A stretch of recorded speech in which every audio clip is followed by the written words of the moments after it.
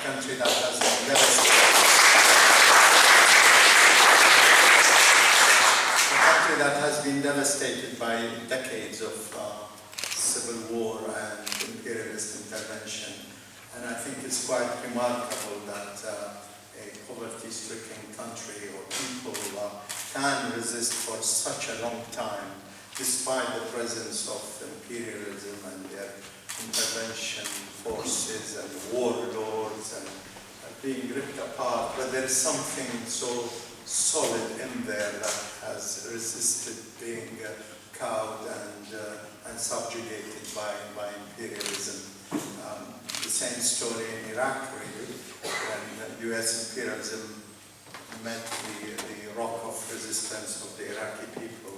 All these resistance struggles have fed and accumulated into this magnificent victory, I think, which led to the stopping of the US-led intervention into Syria. And I think it is a victory. We should not minimize its strategic importance, because what the United States was embarking upon wasn't born out of its moment, whereby they decided suddenly to go and intervene in Syria. Wesley Clark, the former Supreme Commander of Allied forces in Europe, revealed that the plans to destroy a number of countries were well underway back before even the invasion of Afghanistan. And he named, after invading Afghanistan and Iraq, he named Syria, Lebanon, Libya, Somalia, Sudan, and finishing off Iran. These are his exact words, and he was quoting Pentagon generals he met a few days after the 11th September terrorist attack. And you can go back even further into the mid-1990s and the collapse of the Soviet Union. The outcome of that led to a much more aggressive US imperialist strategy to expand while, as they say, the iron is hot, to impose world domination.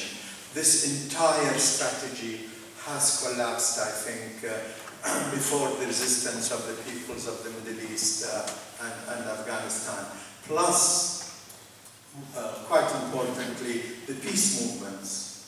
The people of Britain, the United States, and France have shown that after years of lies and deception and sending young men and women to go and fight the peoples of the Middle East is not only a criminal act, but it's also, these are also acts based on lies and deception. And the lies and deceptions of the imperialists have caught up with them. And the British people, I think, played a magnificent role in forcing a number of opportunists in Parliament to also vote against going into war on Syria. Having said all that, I think one has to also be cautious, because US imperialism is not going to abandon its aims, because its aims are based on capitalist needs, on imperialist needs, and these needs encompass gas and oil and raw materials and cheap labor and so on. This is a system, unfortunately, that cannot do without expansion and war. So one has to encompass this idea of achieving victories while at the same time being wary of the intentions of the imperialists. They have suffered the defeat, but we have to be also cautious that it might be a temporary defeat. And I think in this temporary defeat, they might resort and will resort to different tactics. Having been defeated in Iraq and suffering defeats in Afghanistan, they resorted to a form of proxy war in Libya, whereby their allied forces would militarize people's demands, engage in a form of civil war, and then NATO would intervene with special forces and airstrikes. They wanted to emulate that strategy in Syria, and they could not achieve this for a number of reasons, including, I think, the sharp awareness of the masses in Syria, who, although yearning for democracy and freedom themselves in the fight against dictatorship, were also resolutely anti-imperialist. And I think the Syrian people's struggle will show that one of the reasons that the US could not really hit Syria in the way they wanted was that the overwhelming majority of the Syrian people, though yearning for democracy, also opposed imperialist intervention. Now, in Syria, they wanted to do what they did in Libya. This has failed. Failed because of the British, American, French people, and Russian and Chinese opposition. And I think when talking about Russia and China, we need not be supporters of either. We might disagree about the nature of the social systems there, but I think one has to recognize that there are contradictions in the world. And in these contradictions, one should utilize anything that comes down our way in terms of fighting against US imperialist wars and wars of intervention. I think what the United States will resort to is more proxy wars. This time perhaps not backed by direct military intervention, but more in terms of divide and rule tactics. The Middle East is composed of many nationalities, religions, sects, and this is what the United States has been playing upon for the past 10 years or so. This, unfortunately, will be an increasing phenomenon, because having failed to intervene directly, they will increase their reliance on their reactionary allies in the Arab regimes led by Saudi Arabia, Qatar, and so forth, plus the local reactionary forces, including the so-called jihadists and Al-Qaeda type terrorists. Terrorism, and the title of today's talk is about terrorism, has a two-way influence on the situation. One is that it provides pretext for the imperialists to intervene. And the second is that they play the leading role in tearing apart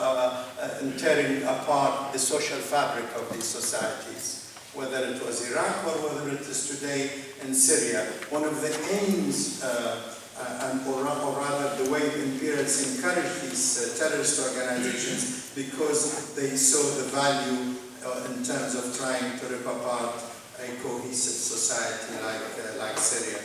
And they will, I'm sure, try the same in Egypt.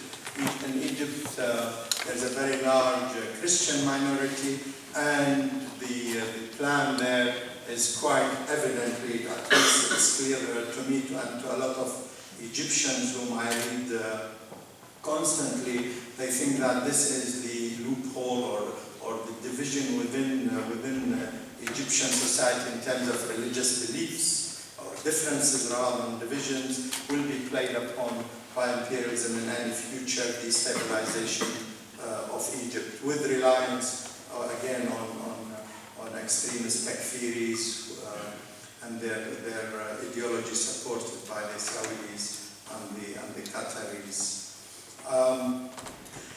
One thing I want to sort of finish on in a way is to also salute the Stop the War Coalition. I think the Stop the War Coalition has played a magnificent role, not only in terms of demonstrations and pickets, and at times it was very difficult to organize demonstrations and so on because people did not feel there is imminent danger. But the educational role of Stop the War is quite important, whether it is the leafleting, whether it is the meetings in the local branches, and the excellent Stop the War website. I think this educational role will acquire more importance in the coming months. Because imperialism is not intervening directly with boots on the ground or with airstrikes, you will get less awareness of their intervention. But their intervention is not really stopping. It's taking different forms, it's taking different guises. And the educational role of Stop the War will be even more important in the months to come.